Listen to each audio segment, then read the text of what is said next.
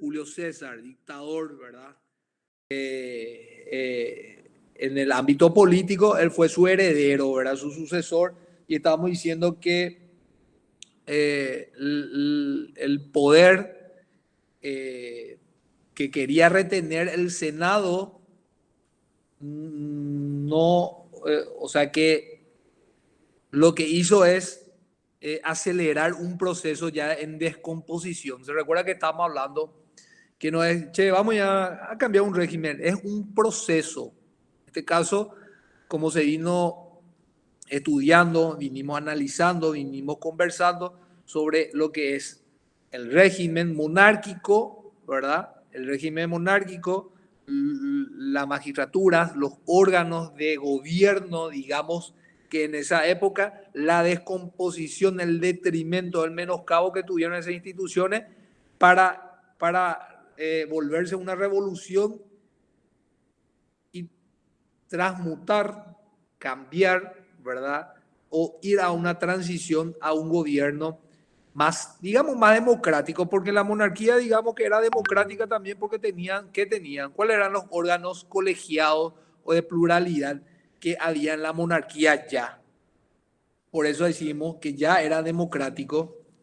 Recuerden que la democracia deriva de Grecia. Entonces, hay pueblos circundantes, pueblos vecinos, que ven, observan, mira, este modelo podemos adoptar y se va, es un trabajo, es un proceso, ¿verdad? ¿Cuáles eran, ¿Cuáles eran esos órganos colegiados? El Senado, los comicios, profe. Uno del Senado y los comicios, sí, ¿verdad? Prácticamente todos los mismos, o sea, el cuerpo colegiado que era de la República siguieron estando en el imperio hasta que empezó a absorberle el emperador, ¿verdad? Sí, sí, sí, Hasta acumular todo el poder. claro, solamente que estamos diciendo de la monarquía, ¿verdad? Haciendo un feedback, un repaso, una retroalimentación, dijimos que el rey, un poder unipersonal, ya contaba con el Senado, ¿cierto es? Y están los comicios curiados, ¿verdad? ¿Están, sí o no? Y esa es una forma de democracia porque implicaba la participación en la decisión o en la toma de decisión de algunos ciudadanos, ¿verdad? ¿Sí o no? Y después lo que estaba refiriendo también Mareco es lo que está diciendo, que la máxima expansión de esta civilización del pueblo romano fue durante la República. ¿Y cuál es ese estamento de poder, ese órgano de poder donde se congrega? Subyacía en el Senado. ¿Se recuerdan esa? Creo que acá, hasta hoy día, en la ciudad de Roma, por los alcantarillados, no creo que sea de esa época, ¿verdad? Pero los alcantarillados tienen todavía la SPQR, ¿verdad? O sea que el Senado ad populum quod Romanum, o sea que el Senado y el pueblo de Roma, ¿verdad? O sea que sigue estando vigente eso y es donde se ejercía. ¿Se recuerdan que en la Constitución, ustedes leyeron nuestra Constitución, leían ustedes, decía dónde radicaba la soberanía? ¿Dónde radica la soberanía? ¿Quién puede leer? ¿Qué artículo era eso? Haciendo un paralelismo, una analogía con nuestro derecho público. En el pueblo, ¿verdad? Y nosotros lo ejercitamos a través de qué? ¿Cómo nosotros ejercemos esa soberanía? A través, A través del voto, profe. Del claro, sufragio. es el mecanismo, ese es el sufragio, por eso es que se llaman los comicios electorales. Dentro de este año, nosotros vamos a tener otra vez los comicios electorales, tanto las primarias dentro de los mismos partidos, las nucleaciones, los movimientos, la alianza, y a partir del cuarto semestre, del primer cuatrimestre, o sea que del cuarto mes, que es abril, el último día de abril, vamos a tener las elecciones generales o los comicios generales, ¿verdad?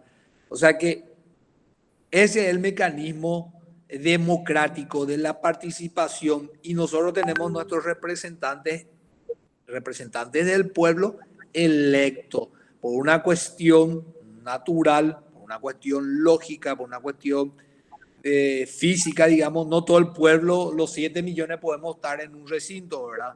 Entonces salen los representantes, y eso deriva ¿de dónde? De la antigua Grecia, después se importó a Roma y de ahí deriva a nuestra cultura, o lo que nosotros hoy, la influencia que tenemos de esos aspectos greco-romanos, ¿verdad? Estaba consultando yo también en el marco de esta elección cuáles fueron los cargos una vez que Augusto, la dignidad de Augusto, nuevo fundador o nuevo Rómulo, Augusto, ¿verdad? ¿Cuáles fueron los otros cargos que accedió Octavio?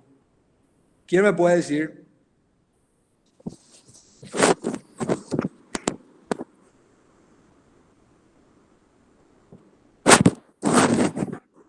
Ayer yo hice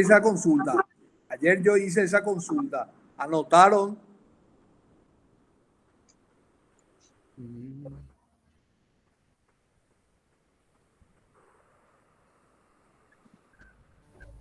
Tenía el mando militar también, profe. Claro. Miraba eso.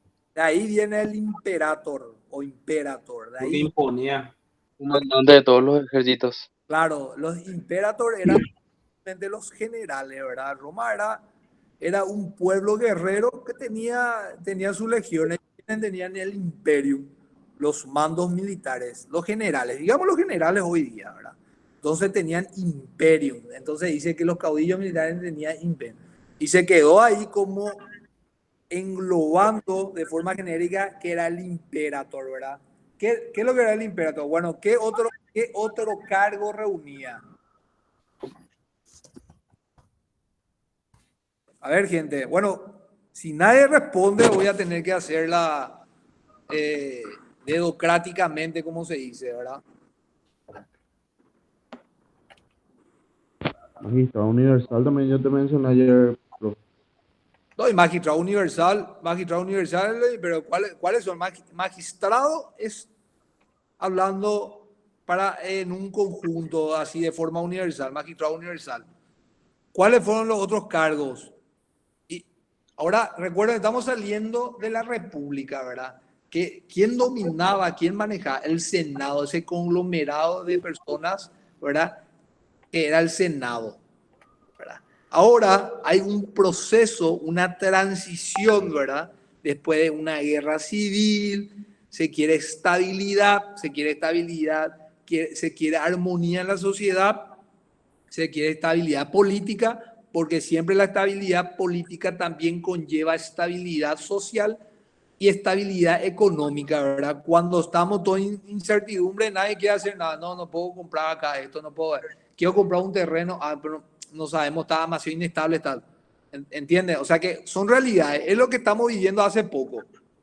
Yo quiero que centremos y que más o menos tratemos de entender esa circunstancia, ¿verdad? Desde el contexto de nuestra actualidad, ¿verdad? Y juzgándole, ¿verdad? Como estábamos diciendo, de forma reflexiva, ¿verdad? Tratando con interpretar con un criterio analítico. Profe. En el presente, un ratito voy a terminar la idea, ¿verdad? Juzgando y situando en explicaciones hermenéuticas de su tiempo. Por ejemplo, hace poco estamos viviendo cuestiones políticas, inestabilidad política, un juicio político que duró 1 o 2 semanas y generaba cierta incertidumbre, ¿verdad? Tanto en el aspecto político, en el aspecto comercial y esas cuestiones. ¿Qué quiere decir, Nicolás? Profe, y nosotros tenemos un ejemplo acá en el Paraguay que es la dictadura de Stroessner, por ejemplo, fue después de la guerra civil del 47 y ya de todas las revueltas que habían a partir de 1900 hasta que él asumió. Sí. Puso una figura de un dictador para que ponga en orden el país otra vez. La cuestión que yo no remito, pero es parte, hay que conocer nuestra historia, ¿verdad? Hay que conocer la historia. Yo, por una cuestión de sensibilidad, no traigo a colación eso, ¿verdad? Pero es bueno lo que decís, ¿verdad? A partir del siglo XX, Paraguay venía de una herida abierta de la guerra contra la Triple Alianza, ¿verdad?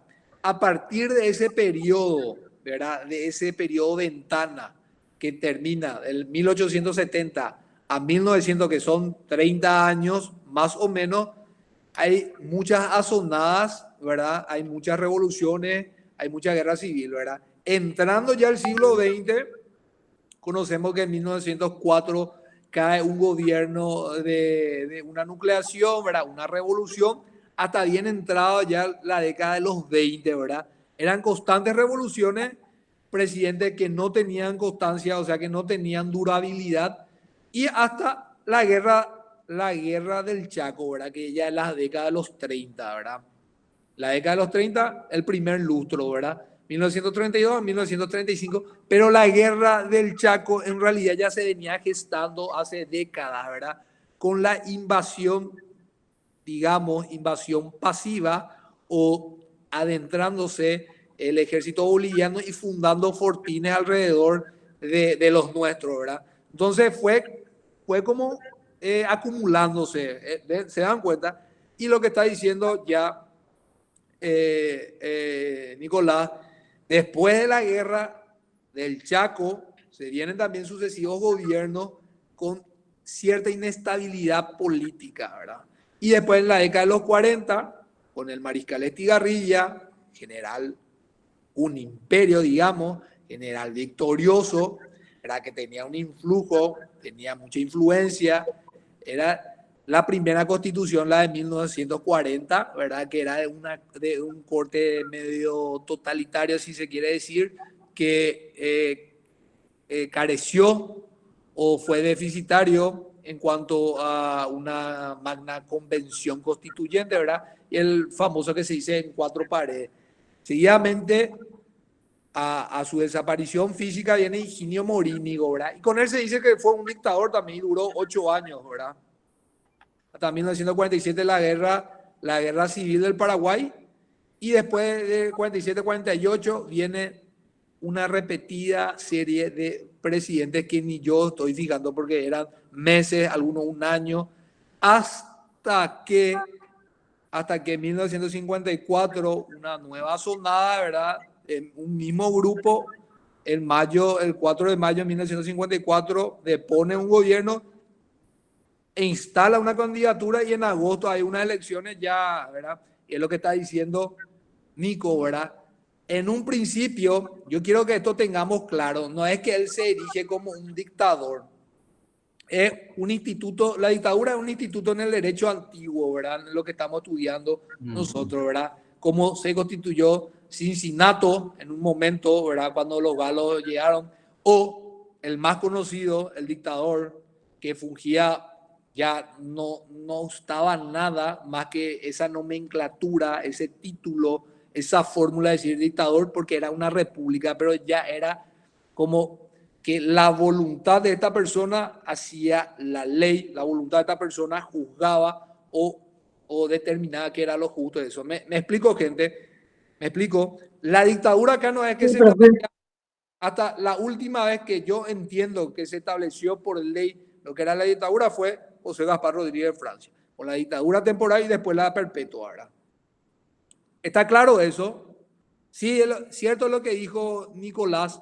Yo no traigo nomás a colación porque es bueno conocer la historia, sacar la enjundia de esto para el aprendizaje a a los efectos académicos, ¿verdad? Pero yo no traigo nomás a colación porque puede haber mucha sensibilidad, ¿verdad? No puedo decir si trajo la estabilidad, pero es cierto, trajo la estabilidad. No hubo más tantas revoluciones ni nada. Y después está lo otro, ¿verdad? Lo otro que forma parte de un régimen longevo, ¿verdad? Que se va torciendo en el tiempo, ¿verdad? Pero sí, trajo estabilidad. Y más o menos sí podemos granjear o podemos extraer eso como un ejemplo, una analogía de lo que pasaba en la República Romana, ¿verdad? ¿Quién quiso hablar? Marta. No, solamente le decía que estábamos atendiendo, profe. Ah, bueno, gracias. Bueno. ¿Cuál era? Si el Senado concedió a Augusto, el Senado concedió a Augusto la dignidad de imperator. ¿Cuáles eran los otros? ¿Cuáles eran los otros cargos que concedió el Senado? El Senado, ¿verdad? El Senado tenía el poder, ¿verdad? ¿Cuáles eran los otros cargos? El imperator César Augusto. ¿Qué tenía? Bueno, dijimos uno. Profe, no es la línea de los, no sé si voy a pronunciar bien. Praefectus urbis, praefectos pretoni, prefecto Bueno, Annae. esos Eso no es. son la prefectura, ¿verdad? Bueno, entonces el imperio que dijimos que era el mando militar, ¿verdad? Y bajo lo que se engloba una amalgama, un conjunto, una suma de potestades y autoritas, ¿verdad? Que tenía una persona, ¿verdad? O sea que digamos que en este tramo la República vuelve a una persona la convergencia del poder, ¿verdad? La suma de poderes de la República, ¿verdad? Entonces dijimos el imperio, un imperio era el mando militar, el caudillo militar. Para que entendamos hoy, los generales, digamos que, ¿verdad? Manus militari, muchos tenían poder de facto, ¿verdad? O sea que nosotros hoy tenemos un poder civil, pero está el poder castrense. Eso es lo que siempre hacían las azonadas porque tienen el poder, las bayonetas, como decían antes. Creo que Benigno López decía el poder, las bayonetas, el ejército, haciendo ese sentido figurado, ¿verdad? Entonces, ¿cuál era ¿cuáles eran los otros cargos? Dijimos cónsules, ¿sí o no? ¿Eh? Sí, profesor. Sí, profesor. Profesor, David. ¿y el título religioso en sí de Sí, Augusto? también pontífice, ahí está, eso es lo que quiero. Asumía también el título máximo religioso. Digamos que ahora el presidente del Ejecutivo, nuestra iglesia tiene una cabeza, un arzobispado acá, ¿verdad? No es el presidente, bueno, el emperador asumía también como jefe, como cabeza de la religión, ¿verdad? Era sumo sacerdote o pontifex máximo, ¿verdad? Después que era otra. Pero Es, cónsul podría ser o sí, tribuno vitalicio. sí, también. ¿Por qué César? ¿De dónde deriva César?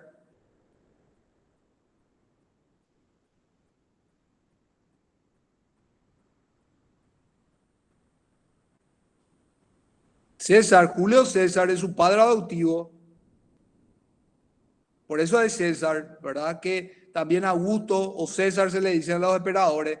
Recuerdan que yo comenté ayer que el Kaiser o Kaiser, que es César en griego, y de ahí derivó a zar, antes no sé si en la antigüedad, pero más atrás, dentro del siglo XX, el zar, que tenemos el concepto que se escribe con Z-A-R, se escribía con C-Z-A-R, ¿verdad? Que es César, y Kaiser con K también es César en alemán, ¿verdad? En ruso, ¿verdad? En griego, César, ¿verdad? ¿Qué tenía? La autoridad, ¿qué tenía? Senador, el primero de los senadores, era cónsul, era tribuno. Nada, ustedes no hicieron nada de lo que yo les pedí ayer, porque están tirando así a lo que venga, ¿verdad? No Profe, importa. o sea que medio que se puede hacer un paralelismo con el, ¿cómo te digo? Con la supremacía egipcia, más o menos, que sería que el emperador era, quiero decir, no sé si era emperador, lo que sí que el emperador era el rey, era el máximo representante de la religión y también era la cabeza militar. Sí. No sé si la supremacía egipcia, ¿verdad? Pero sí, en la antigüedad se fijaba en eso, ¿verdad? El rey era la cabeza, el rey como cabeza política y cabeza también religiosa, la espiritualidad es así, ¿verdad? Hoy día yo ya le hice estas explicaciones. Hoy, ¿verdad? El Papa, el sumo pontífice de la cabeza de la Iglesia Católica es Francisco, ¿verdad? Francisco I, ¿verdad? O Francisco, porque Francisco I va a ser el que le siga, ¿verdad? Francisco, ¿verdad? Él es jefe de Estado del Vaticano, porque el Vaticano es un Estado, y es jefe de la Iglesia Católica. Él es el vicario de Jesús, él está sentado en el trono de San Pedro, ¿verdad? Y esas cuestiones, ¿verdad? O sea que él tiene una amalgama, hay una dicotomía en el Papa Francisco, tanto política como espiritual. Más o menos es eso lo que tenía el emperador, porque en cierta forma el Papa es un príncipe, el papado, ¿verdad? Ellos tienen la curia, ¿verdad? Que en Roma, la curia, ¿verdad? De ahí diría curiato, ¿verdad? ¿Entienden? ¿Me explico, gente? ¿Me explico? Sí, profe. Periodo, el imperio, el principado, el dominado, ¿cuándo comienza? ¿Verdad? ¿Cuáles eran las fuentes en este periodo que estábamos hablando? ¿Cuáles eran las fuentes? Fuentes, ¿de qué hablamos con fuentes? Fuente de agua, ¿de qué hablamos? ¿De qué hablamos de fuente? Fuente del derecho. Del derecho. ¿Qué originaba el derecho en el periodo del imperio? Recuerden que el periodo clásico, el periodo que comienza con una mayor actividad, digamos, jurídica, de varios jurisconsultos, ¿verdad? De varios prudentes, y un naturalista comienza acá, ¿verdad? Y hay varias fuentes que se originaron. ¿Se recuerdan que ayer estábamos hablando de los senados consultos, ¿verdad? ¿De dónde derivaba? ¿De dónde derivaba esa fuente? ¿De dónde derivaba ese informe, ese dictamen? ¿De dónde? Del Senado, ¿verdad? Las leyes o las leyes comiciales, los comicios, decidían, votaban. Ahí, ¿cómo es la decisión? Como en el Poder Legislativo, los votos, ¿verdad? Los votos, ¿verdad? Se trae a colación, se trae a pedido de los ciudadanos, ¿verdad? Después están los senados consultos que dijimos, y hay uno importante, hay un edicto que trajo cierta uniformidad. Ayer se recuerdan que estaban hablando de la jurisprudencia, que son el conjunto de fallos y sentencias uniforme, ¿verdad? Constante y uniforme, ¿verdad? Entonces, traer uniformidad. Gracias, Catherine. Hola, ¿me escuchan? Sí, profe. profe. Se colgó parece. Sí, se pausaron algunos videos. Se escucha, profe, bien. Bueno, voy a apagar un ratito por mi internet, mi cámara. Bueno, me siguen escuchando ahí, ¿verdad? Sí. Sí, Bueno, señor profesor. estamos diciendo sobre la jurisprudencia que en un principio también y en determinados derechos se constituyó en fuente. ¿Y qué es lo que es la jurisprudencia? ¿Qué es la jurisprudencia? ¿Quién puede leer lo que dice ahí sobre jurisprudencia? La labor de los jurisconsultos en un principio fue de interpretación del derecho. Sin embargo, conforme fue avanzando la ciencia jurídica, los jurisconsultos tuvieron las siguientes funciones. ¿Leo también eso? Hasta ahí quédate. Bueno, se dan cuenta que en ese apartado dice interpretar el derecho. ¿Se dan cuenta? Interpretar el derecho. ¿Qué es lo que es? Entender el derecho, darle sentido. Porque una de las herramientas, mi señora siempre solía escuchar cuando daba una clase en la que yo era estudiante, me dice, yo no sé cómo ustedes pueden entender porque eso es muy subjetivo el derecho, muy subjetivo. Sí, es cierto, es subjetivo en el sentido que hay que hacer un estudio profundo, un estudio exhaustivo de una causa, ¿verdad? Y traer a colaciones situaciones similares, ¿verdad? En la que se puede aplicar la jurisprudencia, ¿verdad? Y tratar de dar un resultado con justicia, justo, ¿verdad? Concilium Principe, ese es el busto de Augusto. ¿Verdad? Prosiguiendo lo que estaba diciendo, la jurisprudencia, ¿verdad? El término, ¿me escucha, gente? Se colgó otra vez mi cámara. Sí, profe, te Te escuchamos. escuchamos, profe. La interpretación es darle sentido, aclarar para la aplicación, ¿verdad? De repente, es cierto, entre abogados no podemos interpretar o cada uno interpreta según su conveniencia, pero existe también esa posibilidad, existe también esa circunstancia, ¿verdad? Pasa también, pasa ese dibujito, y respondendi, ¿verdad? Estos eran los que decían los jurisconsultos que hablaban. ¿Qué significaba eso? ¿Eh? Que tenían autoritate o autoritas principis, ¿verdad? ¿Qué significa eso? ¿Eh? Era la facultad, ¿verdad? Que se arrogaban ciertos juristas, ¿verdad? O que el emperador designaba. Recuerden que acá se comienza a originar la producción prolífica de la jurisprudencia o el derecho clásico, ¿verdad? Entonces, ¿qué es lo que hace el emperador? A ciertas consultas, ¿verdad? El emperador, ¿qué hace? Otorga ciertas facultades a un jurista, a un jurisconsulto, ¿verdad? ¿Qué significa eso? Que la opinión, la óptica, el informe, el dictamen que tenga este jurista, ¿verdad? Va a tener autoridad, va a tener el imperio de la ley, como dice, con fuerza de ley. ¿Me explico, gente? Sí, profe. ¿Eh? Sí, profe. Profesor, esas eran las leyes de citas. Sí, pero este es jus respondendi, ¿verdad? La ley de citas, ¿verdad? La ley de citas vamos a tocar también quiénes eran en un sentido, en un orden de prelación, ¿verdad? De que lo que diga seguidamente, si este no está, el segundo jurisconsulto y así sucesivamente. Imagínense hoy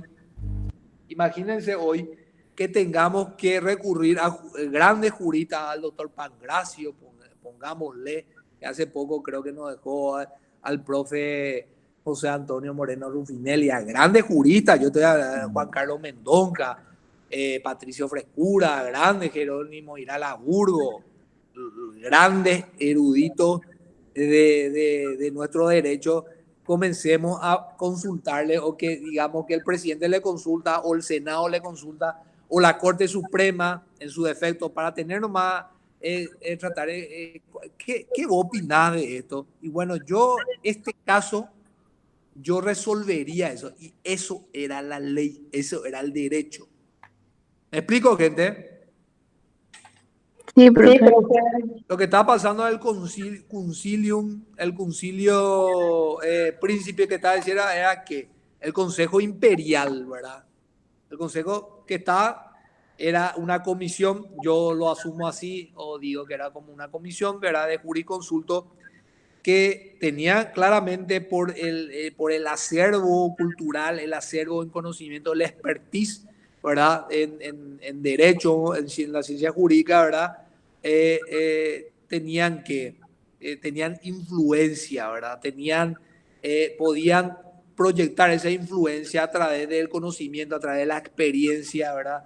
Entonces había un consejo, como una comisión, digamos, que le asesoraba al emperador, porque digamos que el emperador, como muchas veces ocurrió, perdón, el emperador era como un militar, ¿verdad? Cuando comenzó el dominado con Diocleciano, eso, era militar, tenía un adiestramiento militar, ¿verdad? Tenía un entrenamiento militar físico, y no puramente o en puridad conocimientos de varias índoles, administración comercial, administración de justicia, derecho, no a tener conocimiento, ¿verdad? Estamos diciendo, una de las fuentes durante la monarquía fue el edicto perpetuo. ¿De quién? ¿Bajo qué emperador? ¿Por qué? ¿Qué es lo que significaba? significaba traer todo ese cúmulo de años, ¿verdad?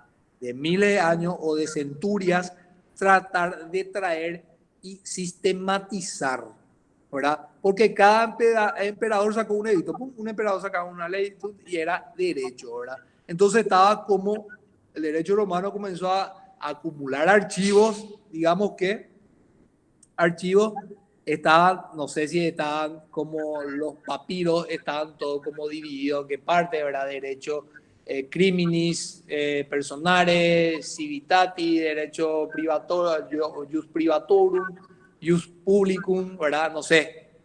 Pero me imagino que uno dice, che, pero tenemos una nueva gestión, tenemos que volver a reorganizar esto. Y se volvió a un edicto perpetuo. Decía, ¿qué es lo que significa perpetuo? Perennidad, ¿verdad? Vitalidad, o sea que vitalicidad, o sea que a lo largo del tiempo pueda responder o pueda corresponder a las circunstancias, a las situaciones que puedan emerger como consecuencia legal de una, o como consecuencia jurídica de un mandato legal, ¿verdad?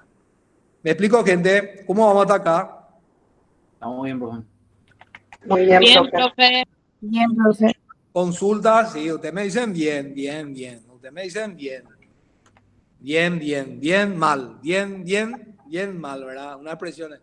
Consulta, ¿quién podemos traer a colación esto? Podemos traer. Así como nosotros también formamos en Paraguay la comisión codificadora, ¿verdad? La comisión legislativa, la comisión codificadora, conlleva estudios, muchos estudios, ¿verdad?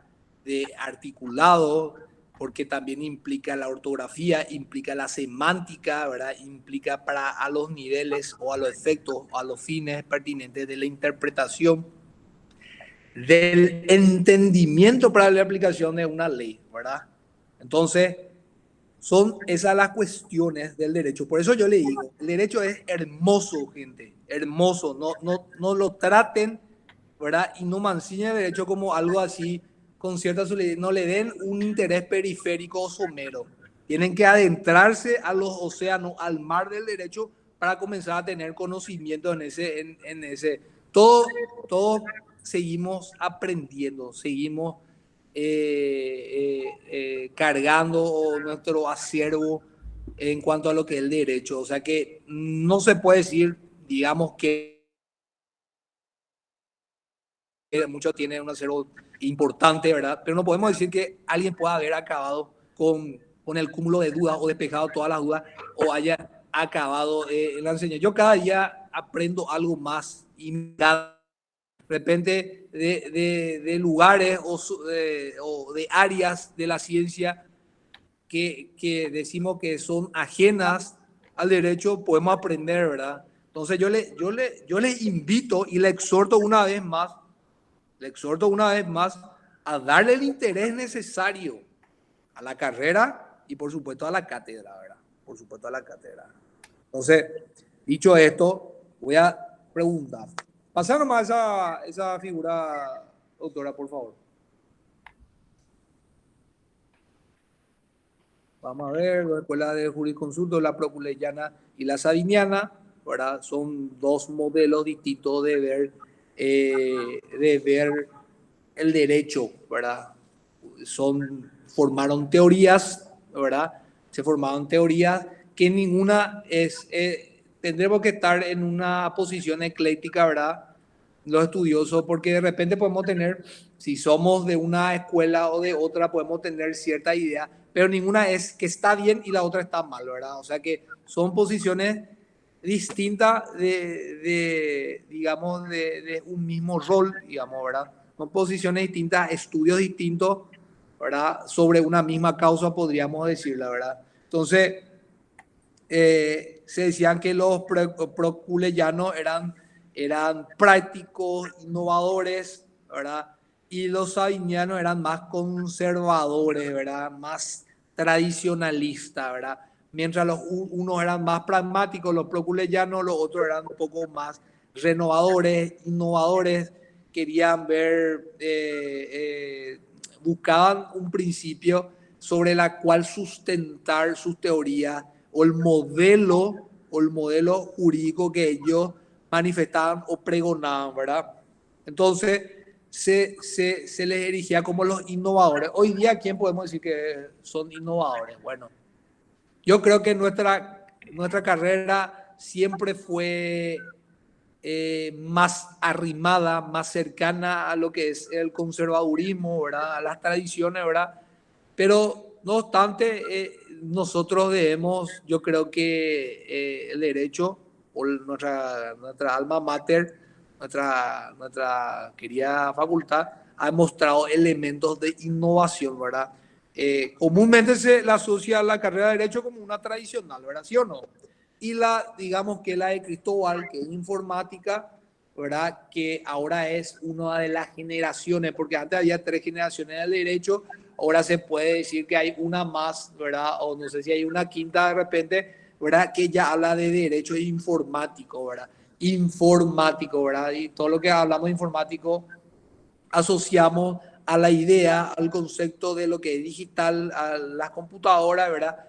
Pero también de información, ¿verdad? Hoy día es muy actual el derecho a la información, ¿verdad? Que tiene una jerarquía, que tiene un rango constitucional, ¿verdad? Sí me explico, ¿verdad? Entonces, tratando de encontrar una distinción, ¿verdad? Entre ambas escuelas, unas son innovadoras, ¿verdad?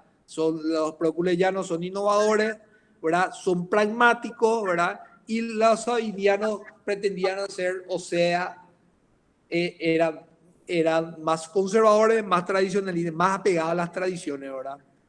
¿Me explico, gente? Sí, profe. Sí, profe. Bueno, ¿cuáles eran fuentes, verdad?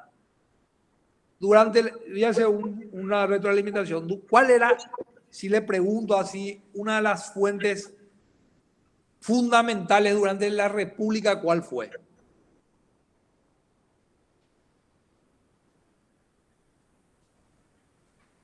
¿Mm?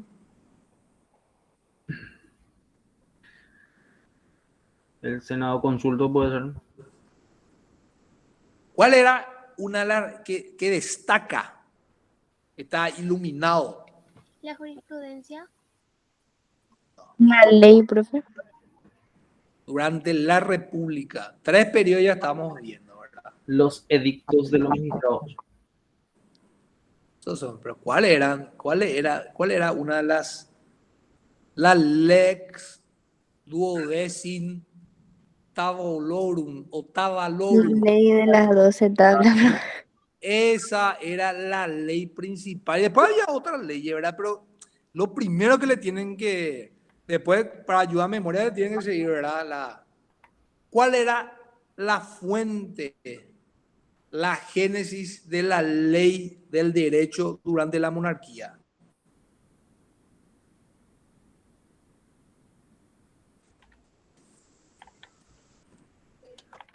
Flojo En la monarquía. Flojo estamos. ¿Eh? En la monarquía. La monarquía. La mandata, ¿Eh? la mandata, los edictos máximos. ¿Cuál era uno? No era, profe, el FAS, el MOS. Claro, fácil. Claro. Las tablillas, la edicta. Y esos ya son derechos escritos, ¿verdad? ¿Sí o no? El Sí, mos mayor, el derecho consuetudinario. Eso está en el programa, gente. Eso no hace falta, eso está en el programa. Eso está en el programa. Flojos, muy flojos. Vamos a hacer un cálculo. Que estamos así de flojos.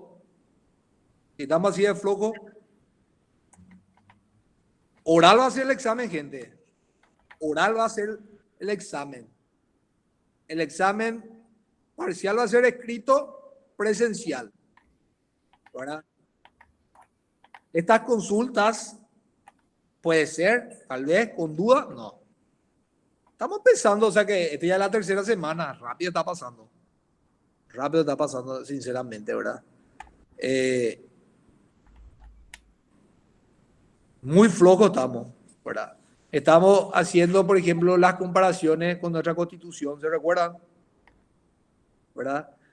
Constitución, la constitución es republicana, la constitución imperial, ¿verdad?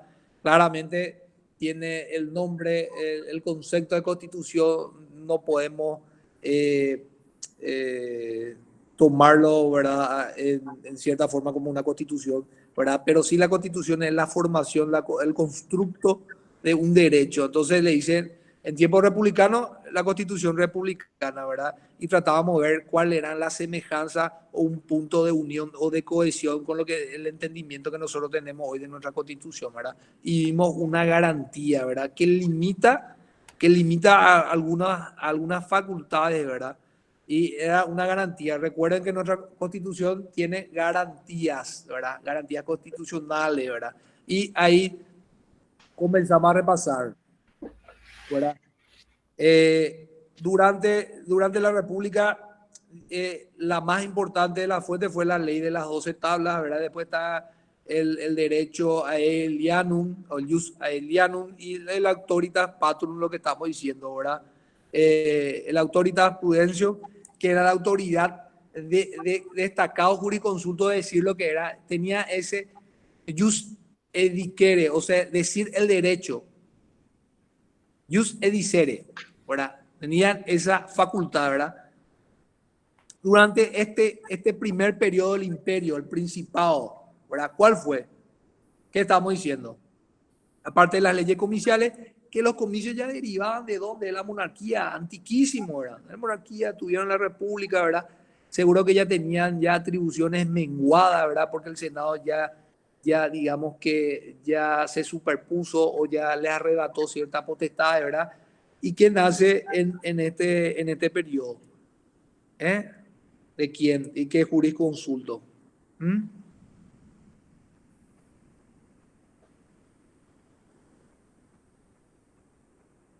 El edicto perpetuo, gente. El edicto perpetuo de Salvio Juliano. ¿Quién era el emperador? Adriano, o el edicto perpetuo Adriano, adoptaba el nombre del emperador, pero encomendaba a quién. El emperador, como dijimos, a lo mejor no era un jurista, sino que era un ciudadano o era un comerciante, digamos que, ¿verdad? Para dar el ejemplo, ¿verdad? O era de la casta militar, entonces no tenía por qué saber. Entonces encomendaba a un conocedor, ¿verdad? Formá tu equipo, tu comisión, estudia las posibilidades y tráeme tu trabajo, ¿verdad? Y eso se hacía en 1, 2, 3, 4 o 5 años, ¿verdad? De un estudio, ¿verdad?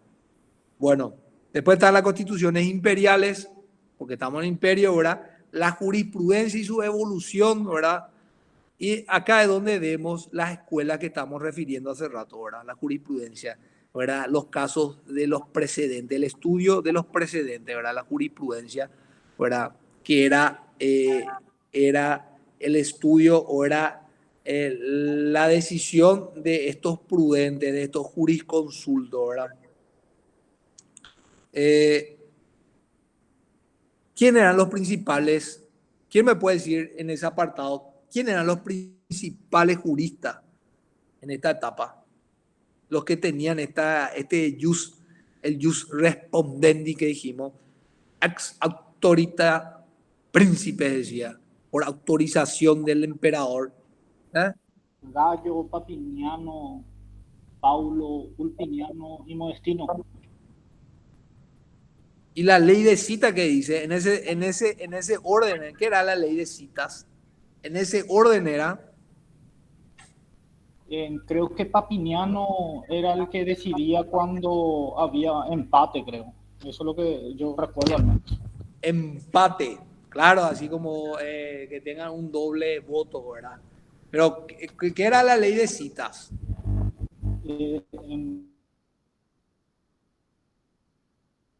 Ley de citas, ¿qué era la ley de citas? Es una especie de autoridad con respecto a los escritos de los juristas clásicos. ¿Alguien más tiene otra idea, otro concepto de lo que era ley de citas? Se establecían las obras de los juristas. ¿Cómo? Tribunales. donde se establecían las obras de los juristas, Gallo, Papiniano. Gallo, Papiniano. ¿Quién más quiere aportar? Digamos que eran como un conjunto de normas, o sea, que eran producidas por la labor de los juristas. Pero ¿qué juristas? ¿Qué significado? ¿Mm? La ley cita venía a ser estandarizar, socializar, vulgarizar, como decía Voltaire, el derecho. Ser vulgar el derecho, ¿verdad? Vulgarizar es socializar, ¿verdad? El trabajo de conocidos juristas, ¿verdad? Pero ¿quiénes eran estos juristas? Los juristas más destacados, y pongámosles, si le preguntan 5 destacados juristas hoy día, ¿quién le viene a la cabeza? ¿Quién le viene así? Y pongámoslo de esos 5, ¿verdad? Pongámoslo de esos 5.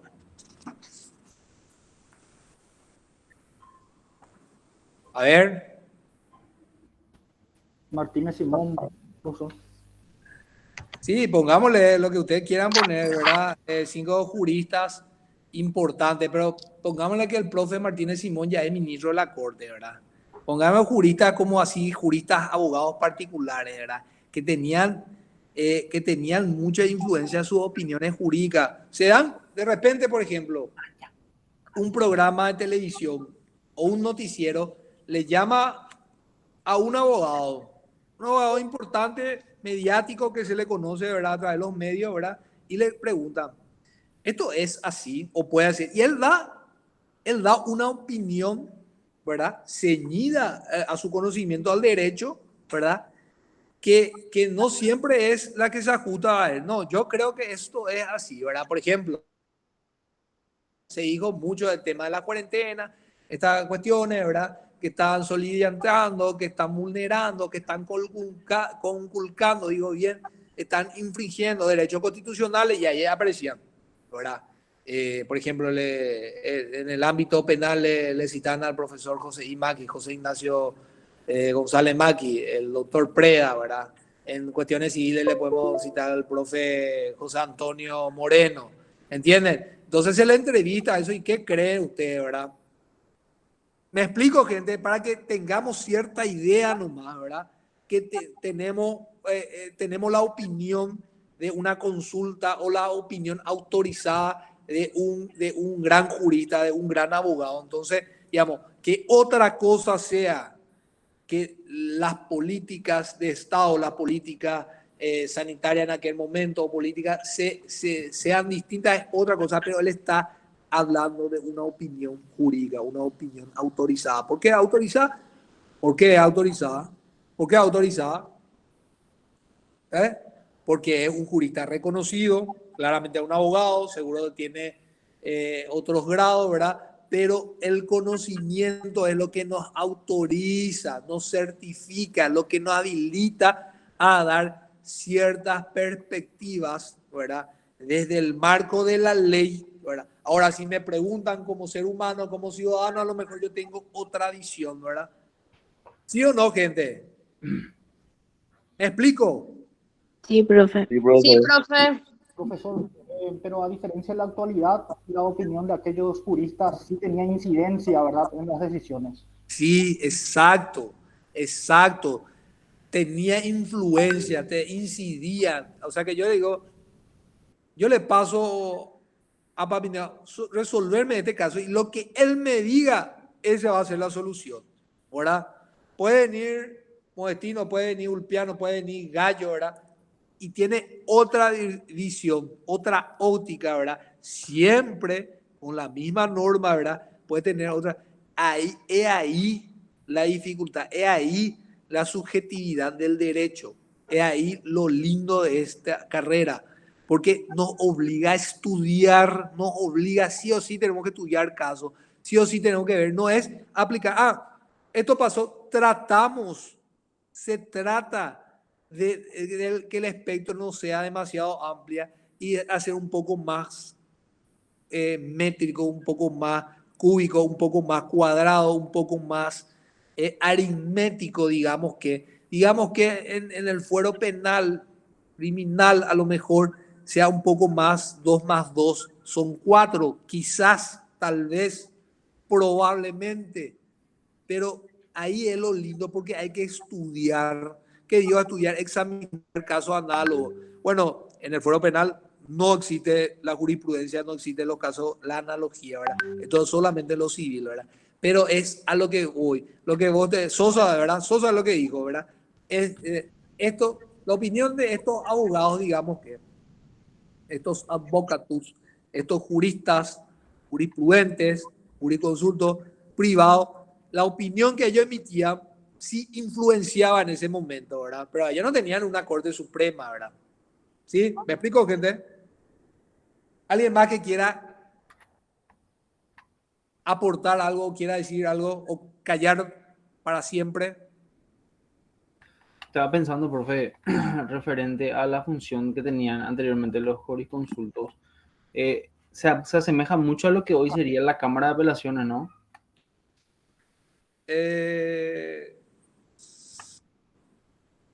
Podría ser, ¿verdad? Pero la Cámara de Apelaciones, pues ya también es un colegiado cámara, ¿verdad? Hay camaristas, son miembros y ya es de alzada, ¿verdad? Yo no sé si en algún momento en el derecho, cuando había los juzgamientos en el derecho romano, ya había así tipo como todo iba en grado de apelación al emperador, ¿verdad? O al pueblo, ¿verdad? Convocado en comicios, ¿verdad? ¿Me explico? Sí. ¿Entendés? Una vez juzgado, hoy los jueces son funcionarios oficiales, digamos, del Estado. El Estado es el que dicta lo que es justicia, ¿verdad? El que administra justicia, el Estado, ¿verdad? Antes, digamos que en Roma eran los particulares, digamos, ¿verdad? ¿Entendés? Entonces yo creo que en un grado de apelación, si entiendo bien tu consulta, o en un grado de alzada, cuando no estamos conformes con un fallo, con una resolución, recurrimos a una instancia superior para que él pueda revisar, volver a analizar los elementos, estudiar y en su caso confirmar, ratificar o revocar y rectificar, ¿verdad? No, por eso decía semejante. Función Sí, semejante, ¿verdad? Porque se tiene en cuenta lo que esta Cámara dictamina en cuanto a una resolución. podría ser. No te digo que no, ¿verdad? Solamente que ya es, bueno, sí, en el sistema judicial eso existe, ¿verdad? El sistema judicial ya es muy organizado en comparación a lo que era la antigüedad, ¿verdad? O sea que me parece bien, ¿sí? Tal vez, ¿verdad? Pero el emperador también tenía, el emperador también tenía, en este caso, cuando volvimos otra vez a este régimen político, tenía esa potestad, esa autoritas de pretor, ¿verdad? Porque era también pretor, ¿verdad? O sea que era juez también, ¿verdad? Entonces, ¿qué es lo que hacía el emperador para entender bien las cosas? Le ponía a su equipo jurídico, ¿verdad? Che, estudienme un poco este caso y en un orden de prelación, ¿verdad? Y esto es lo que va a ser ley, esto es lo que va a ser derecho, ¿verdad? Por mandato, por imperium del imperator, ¿verdad? Bueno, ¿qué más? ¿Qué más podemos acotar a esto? Profe, no sé si ya se habló de el ¿Cómo? Catherine, ¿hay otras figuras? ¿Hay otros dibujitos? ¿O otros PowerPoint? ¿Qué dijiste, David Pérez? No te escuchamos. No te escucho. Se te ve, pero no se te escucha. No se te escucha, Meli. O yo nomás no escucho. No se escucha. No, No se profe. escucha. Bueno, otra linda razón del imperio monárquico. Se dan cuenta que acá dice el imperio monárquico, ¿verdad? Porque tenía ciertas reminiscencias o dejos de monarquía, ¿verdad? El imperio, ¿Quién me puede explicar cuál es la distinción que estamos explicando? ¿Quién me puede referir lo que estamos diciendo? ¿Cuál es la distinción entre una monarquía y un imperio, ¿verdad? Porque muchos puntos en común tienen. ¿Cuál es una principal y tal vez la más preponderante de las diferencias entre un imperio, ¿verdad? Y una monarquía?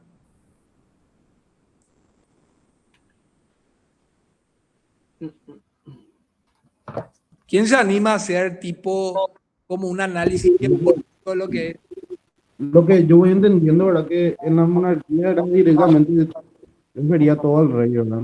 Y en el imperio era todo lo que sería el emperador, pero estaba también lo que sería su, o sea, al perder, en realidad perdieron mucho poder, ¿verdad? Pero, como te digo, estaba el emperador y estaba el senado también, ¿verdad? Que administraba algunas partes también de lo que sería el imperio, ¿verdad? Eso es lo que yo voy entendiendo, ¿verdad? ¿Quién más? O sea, voy haciendo, buscando la diferencia de lo que sería la monarquía, la república. Eh, ¿Quién más? ¿Quién más puede dar una perspectiva?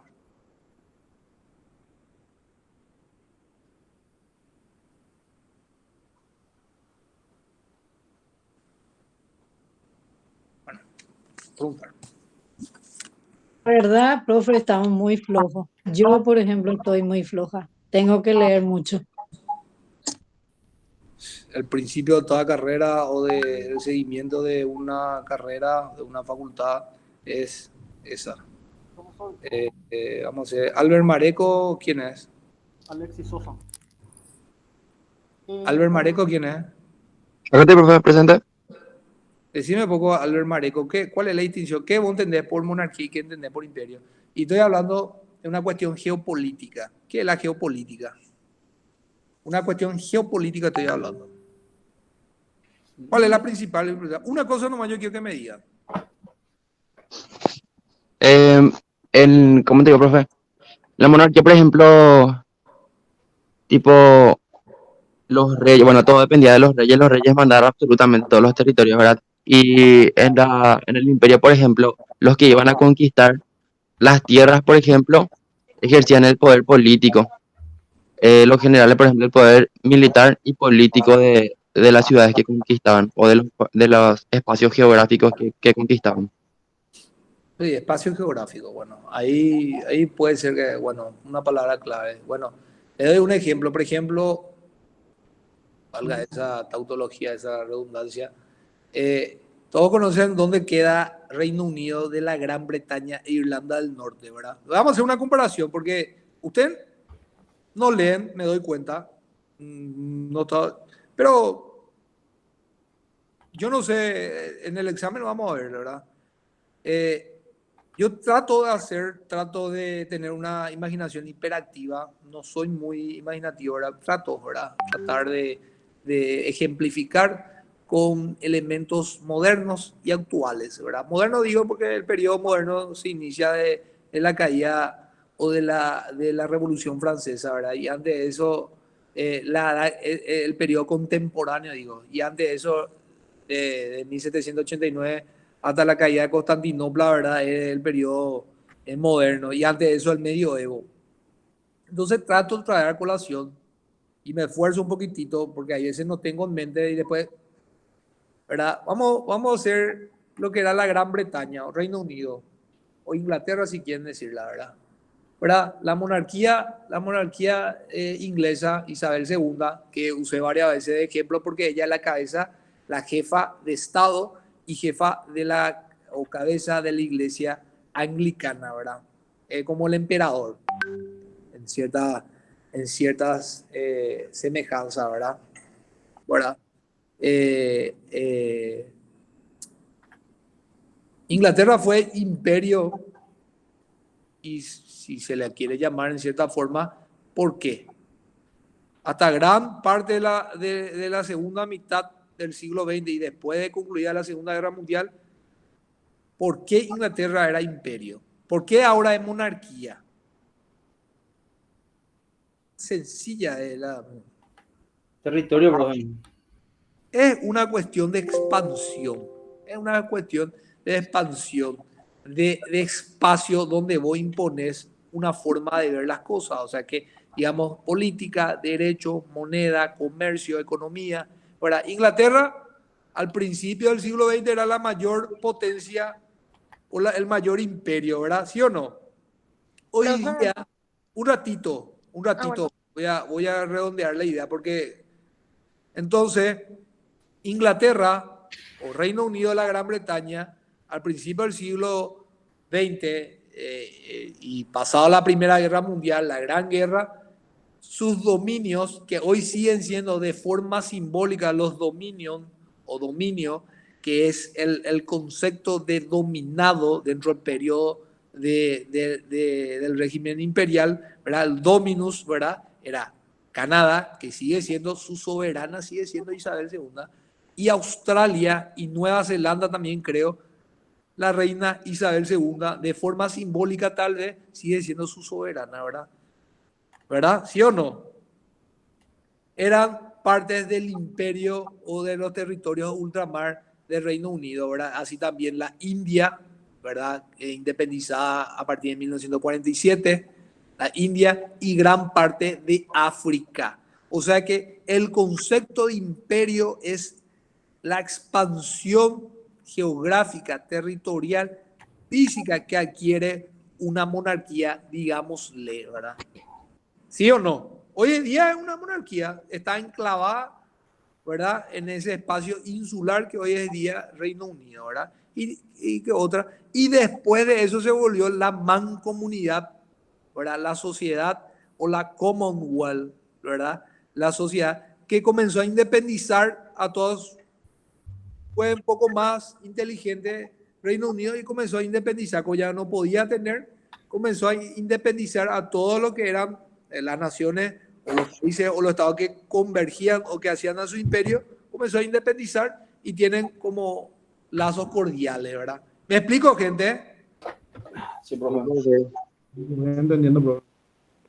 Bueno, por eso dice imperio del imperio monárquico desde Constantino a Justiniano. ¿Constantino quién es? Constantinopla, Estambul hoy.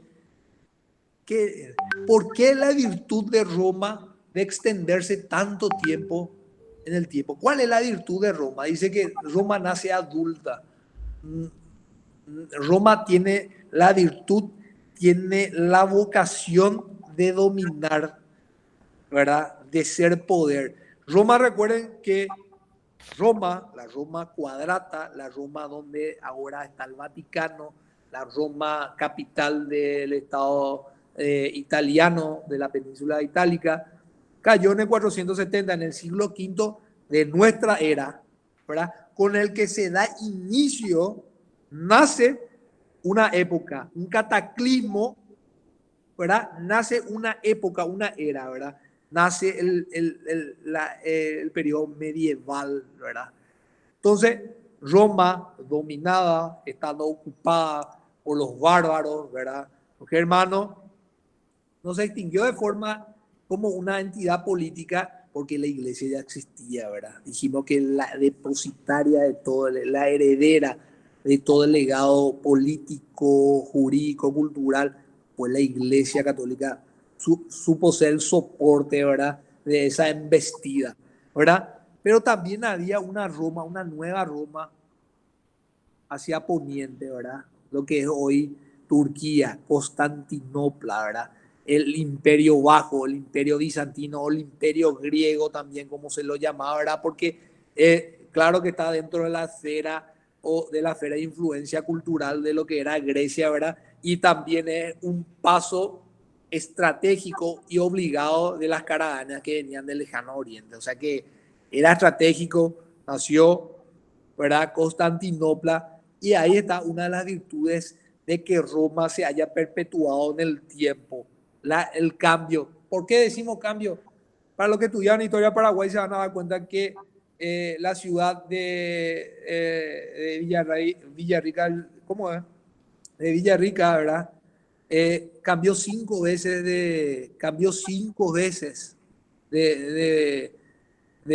digamos, de localidad, 5 veces de espacio geográfico, ¿verdad? ¿Entienden? Entonces, digamos que Roma hizo eso, se trasladaba con todo lo que significaba Roma, ¿verdad? ¿Puede pasar el dibujito, Catherine, por favor? Me voy aclarando, gente. Me voy siendo un poco más claro en este día diáfano, este día soleado, este día de cielo azul. Catherine, ¿puede pasar, no? No está Catherine. Pasa ese, la monarquía absoluta, la reforma de Diocleciano, pasa también eso. Dice, monarquía absoluta, dice, reforma de Constantino. Recuerden que Constantino, hay 2 o 3 puntos muy relevantes para lo que a nosotros nos interesa, ¿verdad? Constantino es el primer emperador de qué credo, ¿verdad? Bueno, sí, pasaron más eso que tiene otra vez. Imperio Romano de Occidente, pasaba también eso. Esos son figuras. Pasaron más. ¿Se dan cuenta ahí, por ejemplo, en ese dibujo? Si podés volver, Catherine.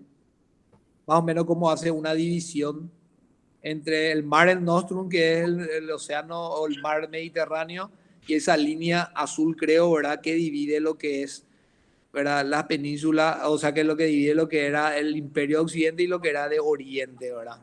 Pasá nomás. Cristianismo, el influjo del cristianismo suavizó las instituciones jurídicas, ¿verdad?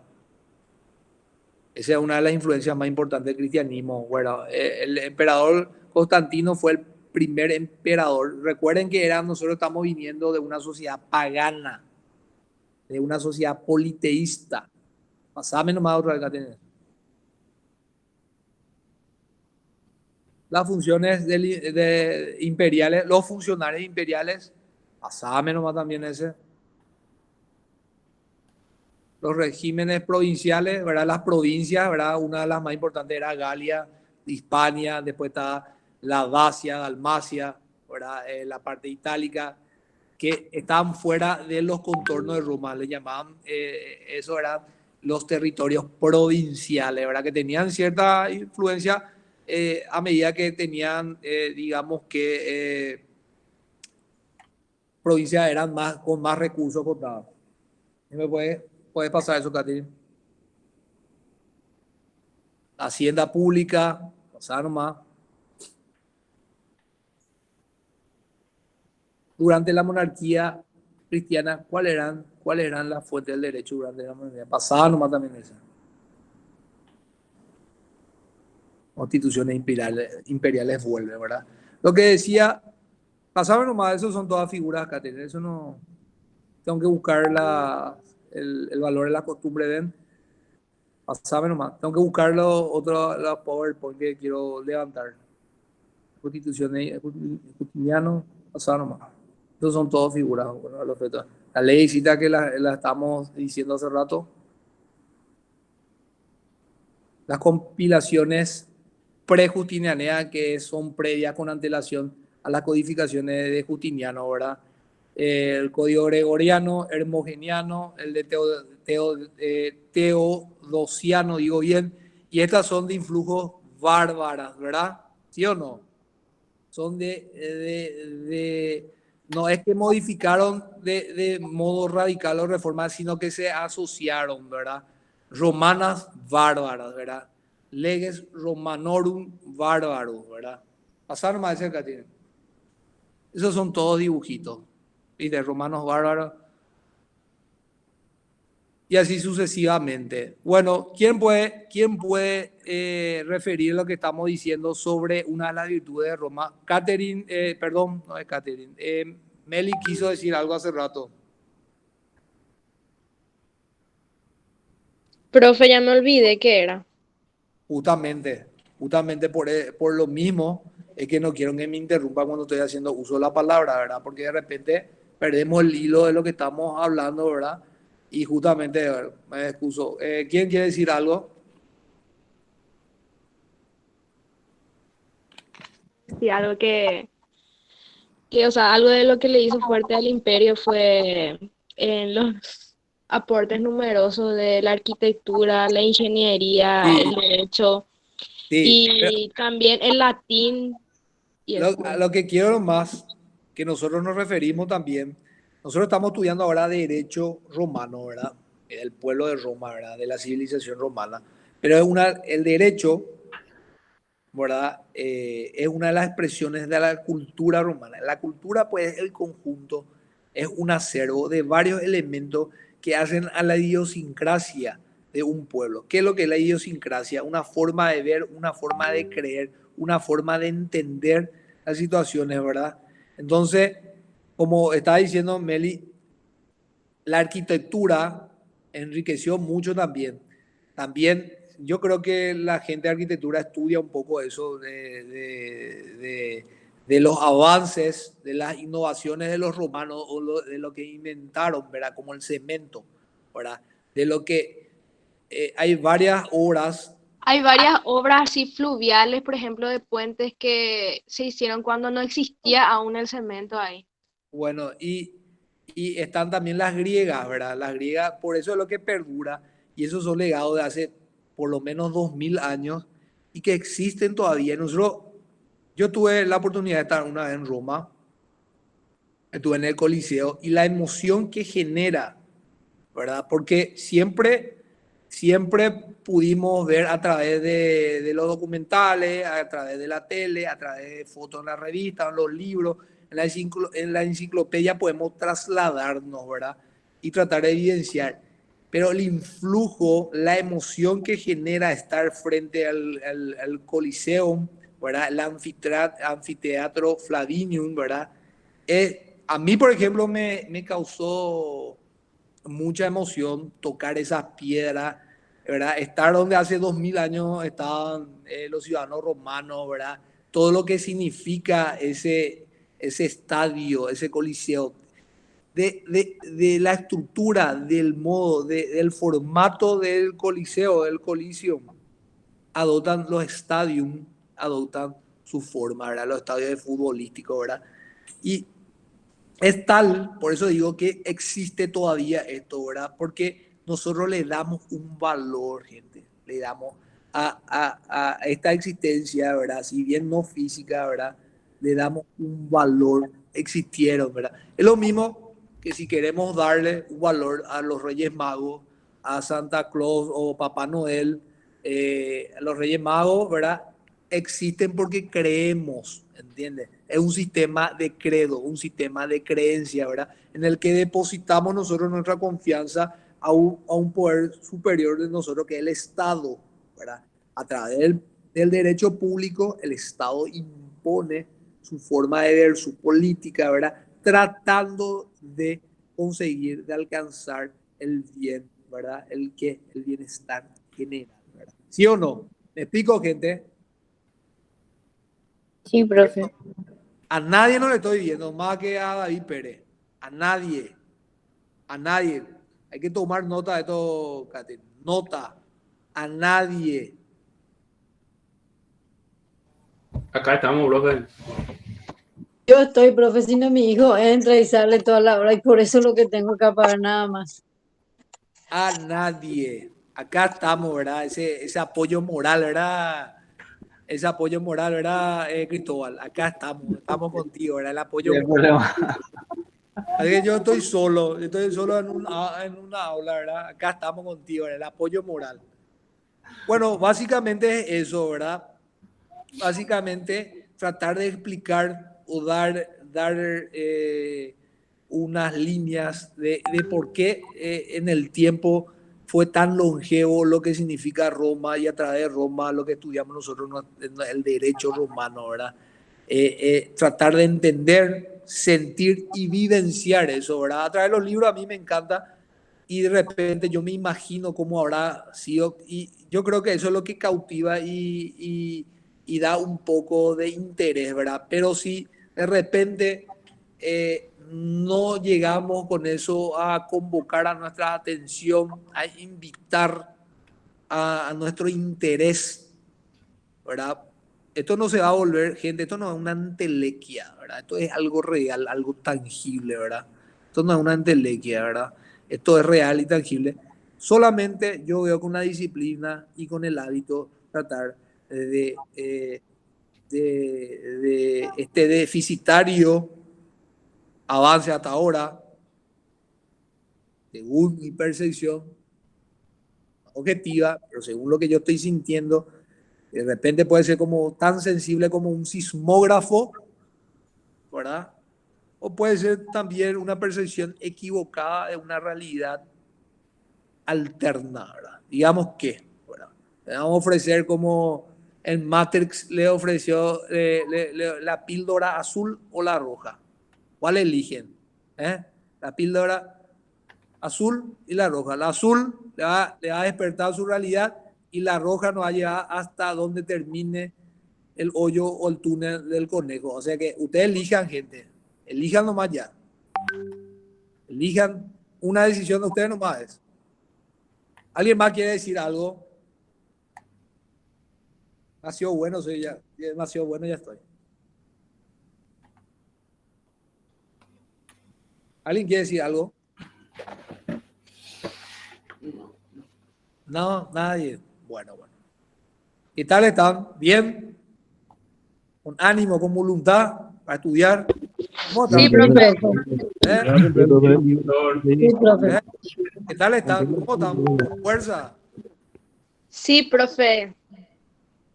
Me imagino, yo parece que tienen ese desayuno de campeones, ¿verdad? Ese desayuno continental para reunir, hacer acopio de la energía y para investir, ¿verdad? Las legiones, sus legiones, y tienen que tener la serenidad, ¿verdad? Del soldado contemplando el campo de batalla antes del combate, ¿verdad? Una tarde, ¿verdad? Con esa quietud, con ese sosiego, ¿verdad?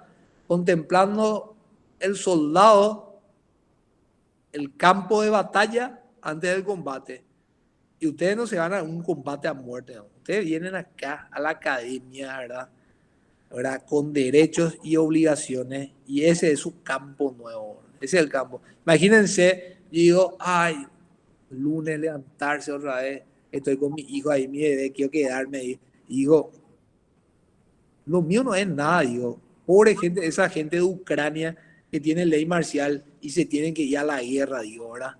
O sea que lo nuestro, gente, que Dios le dé salud y lo otro, todo se pelea, ¿verdad? O sea que hay una cosa nomás, lo que no tiene solución ahora, pero todo lo que ustedes, no busquen la comodidad, gente, no busquen la comodidad. Hay que salirnos un poquitito de la comodidad y tratar de hacer lo que es, lo que se tiene que hacer. No siempre lo que queremos hacer, pero lo que se tiene que hacer, ¿verdad? Entonces, son unas palabras de... Parece que me estoy volviendo un poco antiguo, ¿verdad? Me estoy yendo ya la curva descendente, ¿verdad? Pero yo soy el pater family de esta aula, entonces, como dicen para los creyentes, ¿verdad? La Sagrada Escritura dice que el reproche, el castigo es de aquel que ama, ¿verdad? Es una expresión del amor, ¿verdad? Entonces, vamos a tener que enderezar, mis estimados filios, ¿verdad? Vamos a tener que enderezar esta conducta, este comportamiento deficitario, pero que tiene solución, que tiene solución. ¿Alguien quiere decir algo más? Quería aclararte nomás que yo Que soy Mary y estoy yo usando no, otro correo porque mi tía hoy no me pudo prestar su teléfono, entonces me prestó mi primo y por y eso tu, estoy desde acá. Pero y tu, esta tarde ya tengo mi teléfono con correo todo instalado ya. y tu teléfono, ¿qué pasó? Bueno, está bien, está bien. Hay que buscar las alternativas, hay que buscar las maneras, hay que buscar las herramientas, ¿verdad? Decía Winston Leonard Spencer Churchill, denos las herramientas y vamos a terminar el trabajo. Entonces, usted tiene las herramientas, ustedes tienen la tierra prometida, pero tienen que conquistar. La tierra prometida es un regalo, pero hay que conquistar, gente. No hay que así nomás tomar tu regalo y vos, nada, no. Hay una contraprestación también. Entonces, gente, me quiero despedir en esta jornada miércoles, lindo día, que tengan un productivo, un prolífico resto de jornada. Estudien, gente, no solo romano, pero más romano, ¿verdad? Cada docente le va a decir eso, ¿verdad? Y yo tengo que jugar mi partido, más romano, pero sin dejar de aplicarse a las otras cátedras, ¿verdad? Otras asignaturas. Entonces, mañana tienen asueto, tienen un día y eso. Tienen tarea también, profe. Catherine le va a pasar la tarea. Tienen No, tarea. ya me adelanté, ya está todo, ya, listo. Bueno, entonces, hasta luego. Recuerden que Roma es aeternum, dice, la Roma eterna, la Roma eterna. Y todos los caminos nos van a conducir a ese sitio, ¿verdad? A ese sitio etéreo, a ese lugar, a esa meta. Todos los caminos van a conducir siempre a Roma, gente. Entonces, nos despedimos. Hasta luego. Hasta luego, profe. Chao, profe. Chao, chao. Chao, chao.